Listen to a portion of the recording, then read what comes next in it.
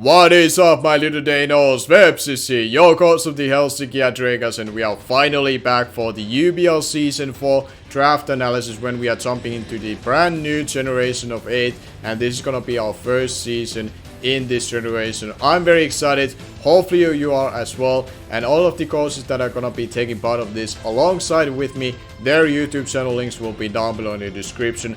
All of the courses will be included in 2 separate divisions of 8, and they are going to be having their own separate drafts, so keep that in mind as we're going forward, as well as the fact that this is going to be a pre-home season, whereas none of the things that we get access to later on once the home is coming out for us and get access to, that is not going to influence this season as well, so keep that in mind as we go forward.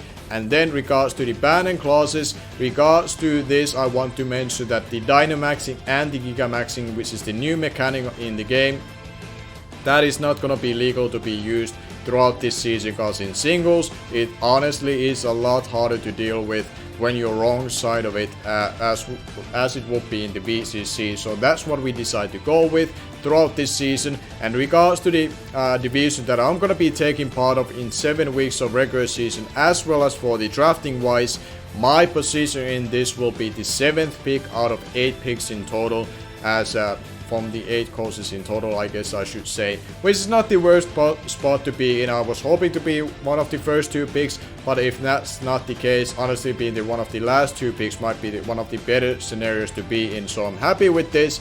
As long as the first pick will be paying off for us, and something that I would be excited to use throughout the season would hopefully make out to me, which I can build around with. And then when it comes to the drafting itself, how it's gonna be working as a whole, we are gonna be each of us having 10 mons to be picked in our team, no more, no less, with 1000 points to be spending on. The tier link or the tier list link should be down below in the description. If you want to check it out as you're following this or the other coaches draft analysis, feel free to check it out. It should be there for you available. But that's all for the pre-info. Now let's go and see what I was able to draft in round 1.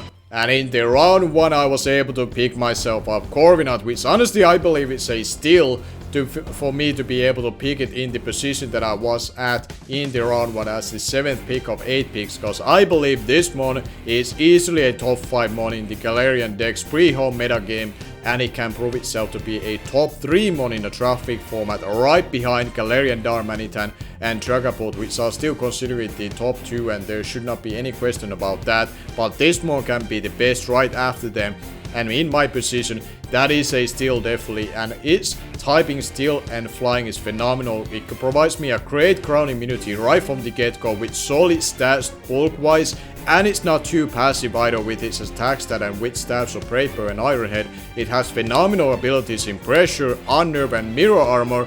Mirror Armor being the one that I do want to touch on, because it's a signature new ability that this mon alone gets access to, which allows it to kind of bounce back any kind of stat drops that opponent is trying to get through their attacks, or not even trying to do. For example, Hatrini, one of the new offensive fairy types that we got introduced in, would solely rely on hitting me with Mystical Fire, which has 100% chance to lower special attack.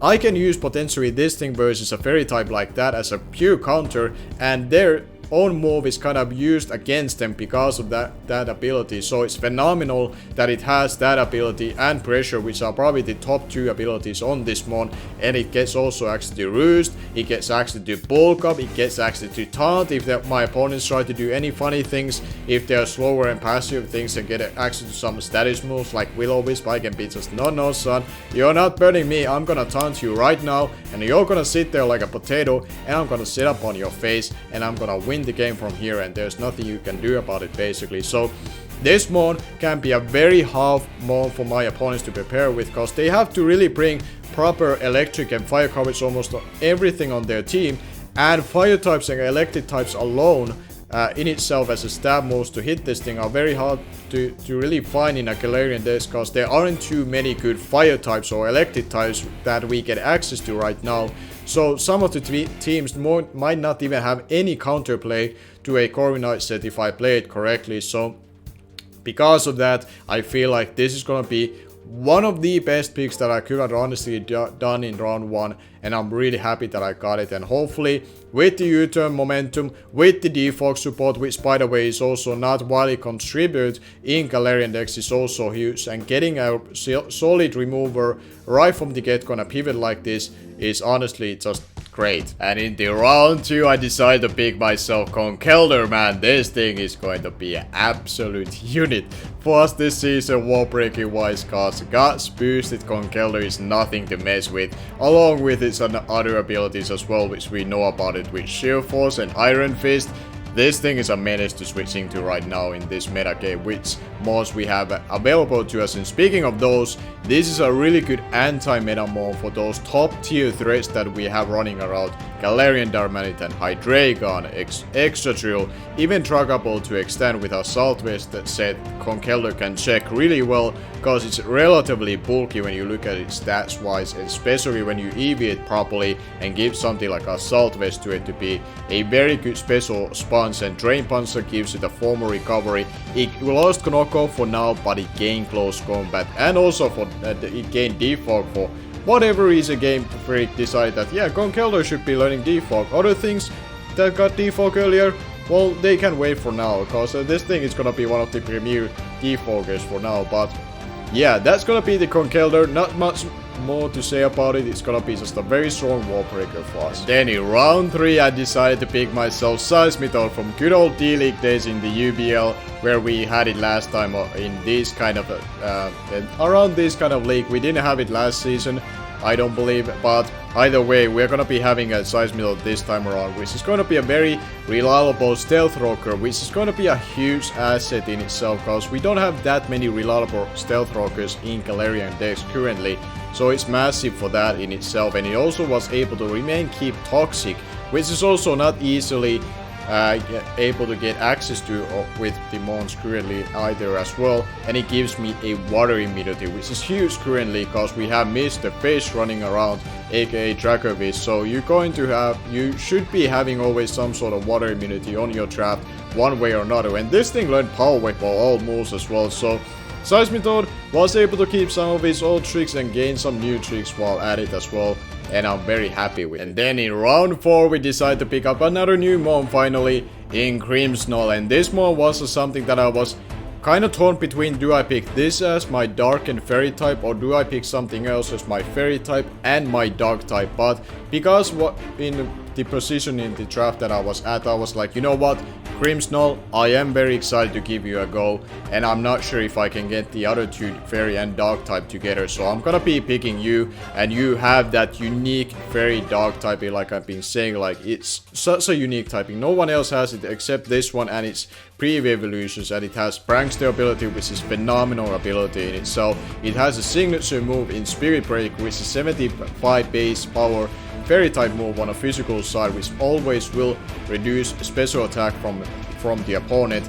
And it has a pretty good attack stat on physical side, and also respectable special attack stat, and it also has access to bulk up and nasty bot, so it can be a setup threat, it can be all out attacker, it can be a supporter with dual screens and thunder wave shenanigans, so it can be a very versatile mon. And either way, I feel like this is gonna be a very solid member for me to use, and I'm really excited to give a go for Grimmsnarl. I think it's gonna be one of the better fairy types that we are gonna be having in this generation in itself. And in round 5, I decided to pick myself another dark type, and this was the dark type that I wasn't too sure, do I pick this one or do I pick Grimmsnarl on the earlier turn. I decided that, you know what, Obstacle somehow made back to me, why not just have both? This thing is a menace, man. At 80 points that I had to spend on it, it's also quite of a steal. I was one of the people who made the tiers, and I honestly slept on this mod. This thing is a threat, man, and a half. It has a phenomenal stats in itself. Attack stats may seem low at first, but with Guts boosted, it's gonna hurt things. It gets boost for the stat boost for the facade, because it's a pod normal type. So it's gonna be a very threatening mon in itself. It has phenomenal other abilities, great coverage being part normal type, and also form a momentum in parting shot. and also signature move in obstruct in itself, which is kind of like a protect, but it lowers opponents' defense stat by 2 if you hit it. So very cool mod. Excited to give it a go, and let's see what I picked up in round 6. And in round 6 I decided to pick myself another fairy type in Galarian Weezing. So the funny thing is, when I thought about briefly about do I pick Grimmsnarl or do I pick another fairy or dark type, Obstagoon plus Galarian Weezing was the combination that I was looking at first instead of picking the Grimmsnarl, but I wasn't too sure that I can get both. So in the end it turned out to be the case that I was able to get both typings, or both the ways of getting those typings together, and I figured that, you know what, I want to try Galarian Weezing as well. This is one of the new mons that we got introduced in that I'm very excited to give a try for. It has fantastic dual typing in Poison and Fairy. It has still phenomenal utility moves that the regular Weezing already had, except the fact that this thing also got access to Defog, and it got the signature move in Strange Stream, which is a special fairy type move, 90 base power move and 95% accuracy with 20% chance of confusion, which is really cool in itself. And the neutralizing gas ability is such a phenomenal ability. As you have been able to tell from the battle skin in itself, it can neutralize literally all of the opposing abilities, while at the same time, typing wise, it's phenomenal for me, providing that quad resistance to fighting to support my Obstagoon and providing me a fighting resist to my team, which I didn't have thus far on my roster. So that is going to be the Galarian Weezing. Also, actually, now that I remember to mention, Toxic Spikes, huge thing when you have a Corviknight, because that can be a huge asset for me in certain matchups as well. So that is going to be our round 6 pick, and then the next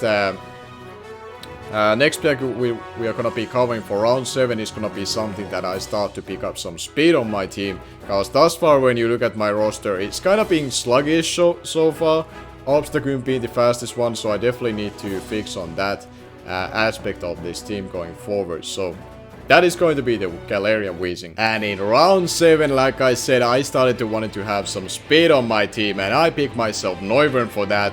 And Noivern has been like one of these older mons, I guess, from Generation 6 that I always wanted to give it a try because of the Frisk ability. Frisk ability is my favorite competitive ability that we have currently, and I feel like it's such a huge asset for Draft League format, because you can immediately tell what the opponent is holding, and that's a huge asset, especially on a chess timer in Wi-Fi when you have limited time to figure out what you want to do on each turn going forward. It is also able to keep itself roost and default, providing me another remover on the team besides Galarian Weezing, Kelder, funnily enough, and Corviknight in itself, and just giving me a fast momentum option as well, going for a U-turn. It's not the strongest one in the world with its special attack stat, what it's usually using as attack stat in itself, but it has very strong base power moves in Draco Meteor, Hurricane, even Boom Burst is relatively decent move to have on it because it's high base power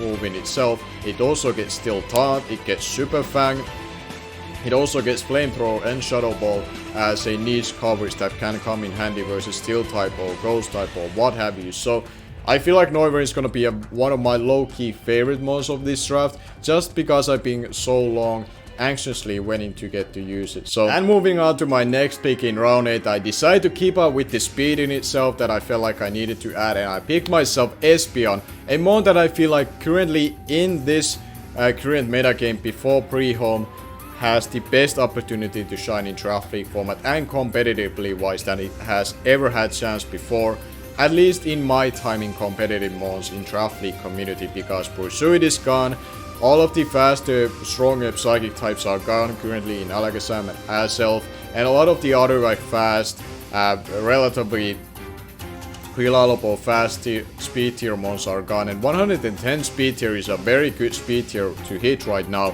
and it still has magic bounce which can come in handy, bouncing back hazards or any kind of static moves coming into my way, has a very strong special attack stat which always been something to slept on Espeon of 130.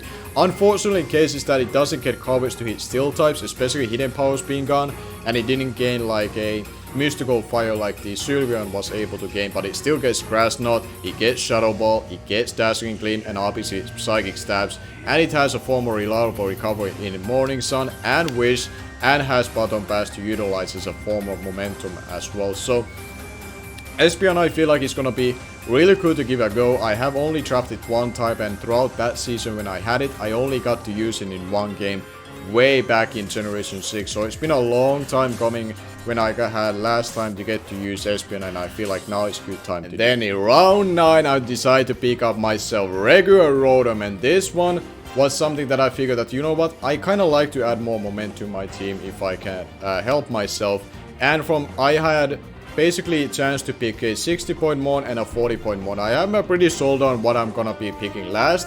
Then it was figure out what do I want to pick from 60-point category. I figured that Rotom is the best bet for its value, what it can provide, and it's always so annoying to go up against. It can T-Wave you, it can Will-O-Wisp you, it can Trick you, it has 3 immunities as well, and it even gets now Nasty Plot as well. The only thing that it kinda lacks right now is Pain Split and Defog. Pain Split maybe would have been nice to still have it around on this team particularly. Defog, I don't worry about it too much that it doesn't have. I already have 4 Defogers by now, which is a huge number in a Galarian Dex pre-home, so I'm not too sweating about the idea that Rotom doesn't have access to Defog anymore. So I'm really excited to give this one a go. I always felt like it's one of the most annoying lower tier mons to go up against, which has also great beneficial to be just a really good momentum initiative user. It can cripple so many different things for me, and just be potentially a really good choice golfer or a choice specs user, and depending on that stuff. And Go Spam is just one of the best typings to spam right now because of the dark typings and normal types not being ideal for everyone. And in the final round of the draft, I decided to pick myself Centiskorch from the 40-point category, and this one I feel like has such a nice fit on the team because it provides such a good fire immunity for my team. As long as I have Corviknight on my roster in itself, it can be a huge benefit in that regard. It also has a cool abilities otherwise as well. Flame Body can be a niche niche, especially on a physical defensive set, but it can be a very bulky on special side as well. It can also set up with Coil, has Fire Last for a very good fire type move as a stab on a physical side because it's base 80 type move, and it also has 100% chance to lower opponent's defense by 1 stat in itself, and it also still has access to knockoff, and it also gets Power Whip to hit bulky water types as well. So bulky water types don't volley too well, and just overall it's typing alone, barring the Stealth Rock's weakness or Rock weakness in general, it is phenomenal typing to utilize in different situations, and heavy duty boots are one of the best items on this thing to have, along with, for example, Noivern benefited from it too, but this one benefits from it a lot because then it's able to just infinitely come in on rocks, not care about the times 4 weakness to it, and since there are not too many knockoff uses in period in current meta game, it's probably able to keep that item intact on it throughout the draft for us for the UBL Season 4. Let me know comment section below how you think it can turn out in good ways and bad ways, that what you like about the draft currently, what things you would have done maybe differently if you were me in my shoes in a hindsight, because I don't mind hearing that kind of feedback because I might be able to learn from those comments for the future drafts as we are going forward throughout this generation. And honestly, from my perspective, I think it turned out pretty cool. I get to use a lot of new mons. Some of the older mons that I drafted are mons that I really haven't got to use too much, except the Seismitoad pick. That's the kind of like a stable pick thus far for me that I have done. But other than that, a lot of new mons for me to use. And yeah, a big thank you to Martin, who is a good friend of mine that helped me a lot with providing the battle videos for myself as some sort of footage that I'm utilizing throughout this video, as you were able to tell. So hopefully you enjoyed that, and big thank you for Martin to help with that regard. Also big thank you to Automatic, who is the commissioner of the league, inviting us back and also helped me regards to getting my mons ready for this draft analysis so I can showcase to them like I am And lastly, but certainly not the least, big thank you to SlackOut for the graphics. I think they turn out really great, and pretty much how I wanted them to turn out based on the vision that I had, like how I wanted to do this video. So big thank you to those 3 people. They really helped me a lot to get this video done as I wanted it to be. And let me know comment section below how you thought about this style. Could I have done something better? What are the things that you liked about this kind of draft analysis compared to what I have done previously on my other leagues? Let me know, and give me a thumbs up at least for the video. Help me to support this channel and a better way to showcase. If you don't want to leave a comment that you don't have anything to say, leave a like. At least that helps me a lot already, as it is a smaller channel, and let me know you actually like this kind of draft analysis. But now let's just wrap it up. Week 1 battle will be versus Root and his team with the New Jersey Pro-Bat, someone who we got to play twice last season, and now we get to play him a 3rd time in the UBL seasons that we got to play here right from the week 1, and he has a very tough team to go up against. Let me tell you that before you get to see it. And regards to the team itself, we are gonna be seeing some transaction on this draft already, unfortunately, for some of our friends over here. Some of them may be gone, some may be able to stay here, and I will touch on those after the week 1 has been done. And finally, I do want to mention, throughout the season, all of the battles will be ideally live commentary. I do plan to try that one out throughout this season because I do have Elgato to do it now. So let me know. Hopefully you are excited about that as much as I am. It's gonna be nerve-wracking because I've never done it before, but I'm excited to do it here in the UBL run, and hopefully we can make it a good one as well. But now, thank you all for watching. Stay tuned for week 1, which is gonna be going up next week on Wednesday versus Root, like I mentioned. And until then, I'm gonna be seeing you guys later.